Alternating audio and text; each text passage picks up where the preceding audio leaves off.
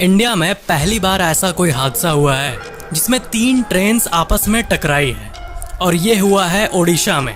सबसे पहला सवाल जो कि लोगों के मन में आ रहा है कि ऐसा कैसे हो सकता है, क्योंकि हमारे इंडियन ट्रेन सिस्टम में कवच सिस्टम का इस्तेमाल किया जाता है 2 ट्रेन्स की आपस में कोलिजन होने से रोकने के लिए। ऐसा कहा जा रहा है कि पहली ट्रेन सबसे पहले डीरेल हो गई, यानी पटरी से उतर गई। फिर उसके जो कोचेस थे वो दूसरे ट्रैक पर जाके गिर गए। फिर उस ट्रैक पर जो ट्रेन आ रही थी वो इन कोचेस से टकरा गई। एग्जैक्टली क्या हुआ है ये तो अभी एनालाइज करना बाकी है और फुल रिपोर्ट पब्लिश होना बाकी है। लेकिन सवाल ये है कि कवच सिस्टम के होने के बावजूद भी ऐसा कैसे हो सकता है। तो इसका आंसर ये है कि जो कवच सिस्टम है, जो कि एक ऑटोमेटेड सिस्टम है, जो कि एक नेटवर्क पे काम करता है। अगर कोई ट्रेन के सामने दूसरा ट्रेन सेम ट्रैक पर आए या फिर ऐसी कोई भी चीज आगे हो, तो जो ड्राइवर होता है उसके बिना ब्रेक अप्लाई किए ही ट्रेन का सिस्टम ऑटोमेटिक ब्रेक अप्लाई कर देता है। इसी सिस्टम को कवच सिस्टम कहते हैं और ये SIL 4 सर्टिफाइड है। इसका मतलब क्या हुआ? इसका मतलब ये कि 10,000 सालों में एक बार एरर होने का चांस है। मतलब ये इतना